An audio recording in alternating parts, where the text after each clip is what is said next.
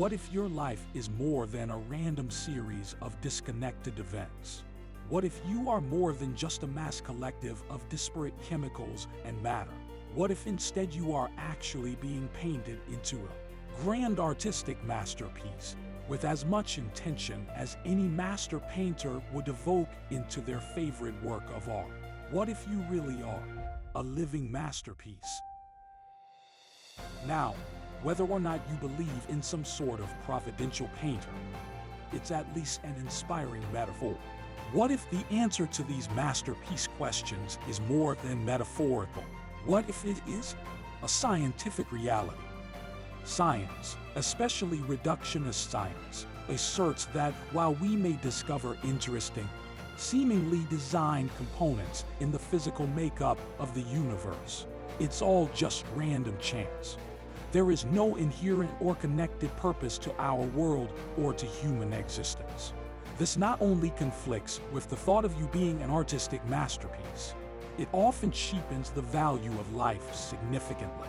At least Christopher Hitchens was honest when he stated, "I'm here as a product of a process of evolution, which doesn't make very many exceptions and which rates life relatively cheaply."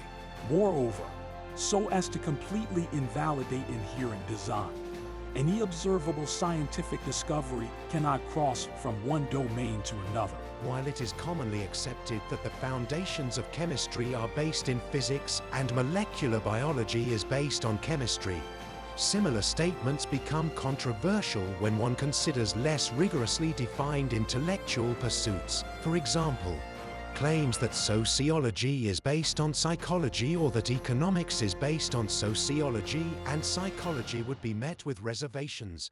To the reductionist, scientific domains do not interconnect. How could they? There is no inherent design. Therefore, there is no inherent pattern. But what about completely disconnected, nearly opposite domains like physics and art? One lies in the domain of structure and order, the other in the ethereal and esoteric. One is mostly processed through the left side of the brain, and the other through the right. They can't have congruent connected threads, can they? And if there is observable design at the center of existence, what does that say about reductionist science or naturalistic science in general? For that matter, our forms of art are nebulous in themselves.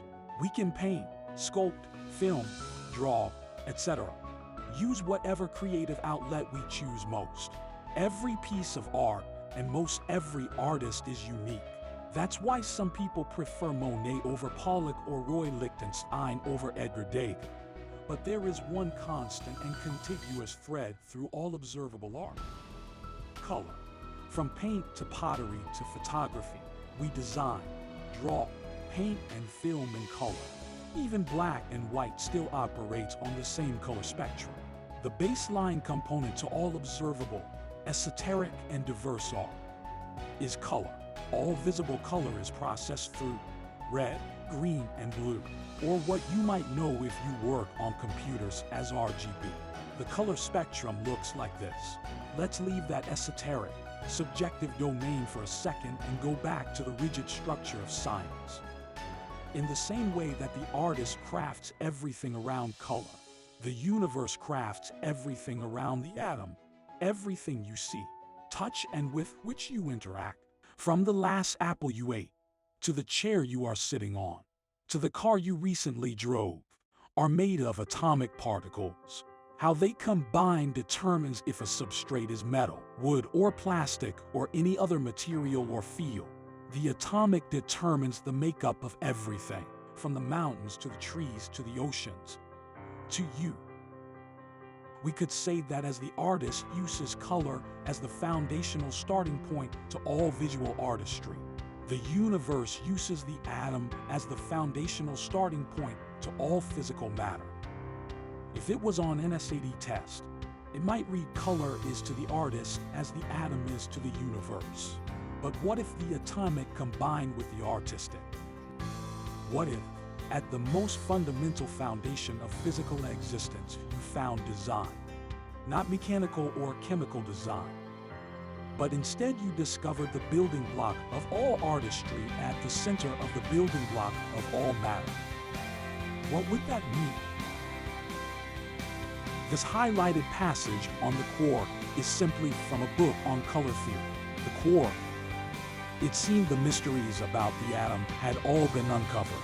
Then in 1963, the American physicist Murray Gell-Mann finally discovered the basic building block of all atomic nuclei throughout the universe, the quark.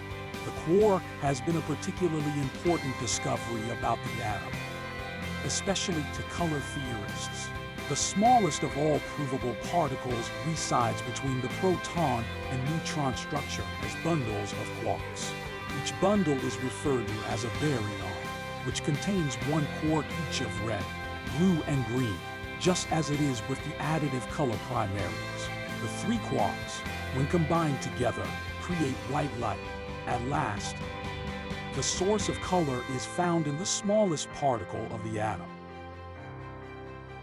Vocationally, I am a graphic designer and owner of a branding and design company. As an artist, I work with color all day.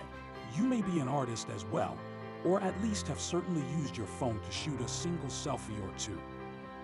All traditional photography is processed in red, green, and blue. All of our selfies are photos of the majesty of the ocean. The color depth of a field of flowers is processed in red, green, and blue. The beauty of all visual art is realized through three colors: red, green, and blue. Now let's look at both the RGB color spectrum and a visual representation of a baryon wrapper, which contains the smallest known particle in the atom that makes up everything. The same three colors that form the basis of art are the same three colors that form all of our physical and material existence, the foundational level of everything that has been created, from the expanse of the universe to the vastness of the mountain ranges of Yosemite, to the majestic force of the oceans. To you is art. Are you beginning to grasp the significance of this? Let's go back to my first seemingly subjective, if not outlandish question. What if you were actually being painted into a grain? Artistic masterpiece with as much intention as any master painter would devote in their favorite work of art. At the most fundamental level, of the smallest subatomic element to be discovered, are the building blocks for art. We could conclude that we were truly designed by a master painter, not metaphorically or theologically, but scientifically. Your supposedly random existence is being played out inside of a living painting. Do you live in that reality? Do you see yourself with that much wonder and significance? For centuries, we have been taught to trust science over the philosophies, science over the artistic, and perhaps, most importantly, science over the religious, spiritual, and metaphysical. Modern-day science claims that there is no cosmic purpose to our existence, and even more, that there is no inherent design to our lives, and collectively, to the entire universe. That history itself is nothing more than mere chance and randomness. Can we conclude that science just proved itself wrong? Your existence isn't random. Your place in this world isn't just chance. Your life is more valuable, more expressive, and more artistic than you could have possibly known. Indeed, through its own discoveries, science has now spoken. You are a masterpiece.